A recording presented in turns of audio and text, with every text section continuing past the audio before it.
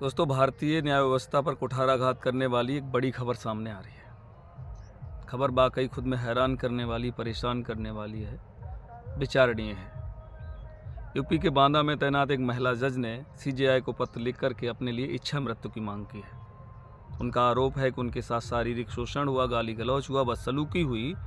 उन्होंने जब इसकी शिकायत जिम्मेदारों से की तो उन्हें सुनने के लिए सिर्फ 8 सेकंड का वक्त दिया गया और इसके बाद उनकी शिकायत खारिज कर दी गई, जबकि उनके पास में कई ऐसे बिंदु हैं जिनके आधार पर कार्रवाई को आगे बढ़ाया जा सकता था।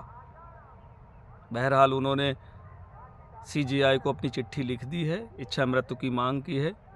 उन्होंने कहा है कि उन्हें न्याय नहीं मिल पा रहा है, ऐसे में वो बहुत शर्मिंदा हैं और उन्हें सुसाइड करने की परमिशन दी जाए। वर्तमान में ये महिला जज बांदा में तैनात हैं। इससे पहले इनकी तैनाती बाराबंकी में थी। वहीं की ये घटना है। 7 अक्टूबर 2022 को वहाँ की बार काउंसिल ने न्यायिक कार्य बहिष्कार प्रस्ताव ला रखा था। वकील हड़ताल पर थे। ये महिला जज रोजाना की तरह अपने ऑफिस पहुंची थी, पेंडिंग फाइल्स को निपटा रही थी। वक्त लगभग 10:30 बजे का है। इसी दौरान वहाँ की बार काउंसिल का महामंत्री और उसका वरिष्ठ उपाध्यक्ष अपने कुछ साथियों के साथ इनके चैम्बर में घुस जाता है, इनके कार्यालय में प्रवेश कर जाता है, वहाँ मौजूद लोगों को जबरन बाहर निकाल देता है, कार्यालय की लाइट बंद कर देते हैं। ये लोग उन्हें माँ बहन की गालियाँ देते हैं, शारीरिक शोषण करते हैं, उनका बदसलूकी करते हैं। महिला जज कहती हैं कि उन्होंने इसकी शिकायत उस समय वहाँ प्रशासन से की, जो वरिष्ठ लोग थे, जो जिम्मेदार लोग थे, न्यायपालिका से जुड़े हुए, उनसे शिकायत की। उन्होंने उनकी शिकायत को सिर्फ 8 सेकंड तक सुना, इसके बाद खारिज कर दिया, जिसके चलते वो आहत हैं, परेशान हैं। उनका मानना है, उनका कहना है, वो न्यायपालिका में इसलिए जॉब करने आई थी कि लोगों को न्याय दे सकें। जब उन्हें खुद ही नहीं न्याय मिल पा रहा है, ऐसे में वो लोगों को न्याय क्या देंगी। फ़िलहाल सुप्रीम कोर्ट के स्टेटस का इंतज़ार है, उनके स्टेटमेंट का इंतज़ार है कि सुप्रीम कोर्ट इस पे क्या अपना रिएक्शन लेता है, क्या प्रतिक्रिया देता है। जो भी हो, महिला जज की इस चिट्ठी ने संपूर्ण न्याय व्यवस्था पर सवाल खड़े कर दिए हैं और सुप्रीम कोर्ट को इस पर स्टेटस लेना चाहिए। अगर महिला जज की कोई त्रुटि है, कोई कमी है, तो उसके खिलाफ एक्शन लिया जाना चाहिए और बार काउंसिल के लोगों का यदि दोष बनता है तो उन पर कार्रवाई की जानी चाहिए। महिला जज ने अपनी चिट्ठी में पॉक्सो एक्ट पर भी सवाल उठाए हैं।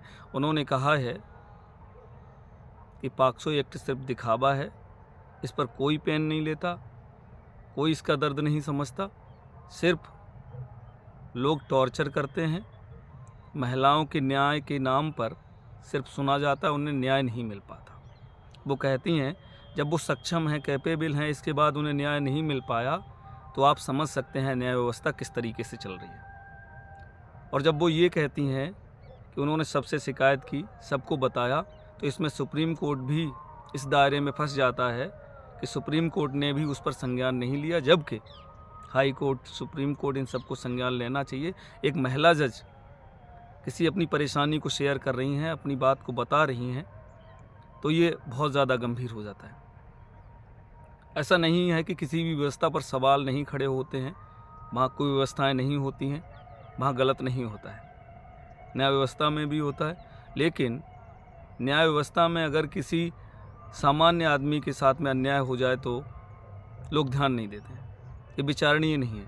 लेकिन जब वहीं के लोग जिन पर जिम्मा है न्याय बांटने का, जो न्याय देने के लिए बिठाले गए, उन्हीं के साथ अन्याय हो रहा है, तो आम जनमानस में ये सवाल उठना तय है कि क्या उनके साथ अन्याय होगा या न्याय होगा।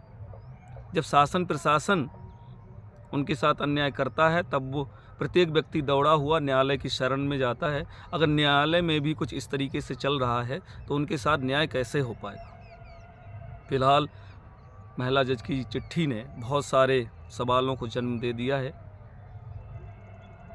जो सीजेआई हैं या फिर हमारा सुप्रीम कोर्ट है, वो उस पर क्या एक्शन लेता है, ये अपडेट का विषय है। आगे जो भी अपडेट होगा मैं आपको उससे अवगत कराऊंगा। फिलहाल किसी एक आदमी द्वारा सवाल उठाए जाने से पूरी व्यवस्था पंगु नहीं हो जाती है, पूरी व्यवस्था दूषित नहीं हो जाती, कमज़ोर नहीं हो जाती है। मेरा सुझाव रहेगा, सलाह रहेगी, आप भारतीय न्याय प्रक्रिया में पूरी सहानुभूति रखें, पूरा अपना विश्वास रखें और आगे की जो भी अपडेट होगी मैं उससे आपको अपडेट करता रहूँगा। हमारे साथ जुड़े रहने के लिए धन्यवाद। आप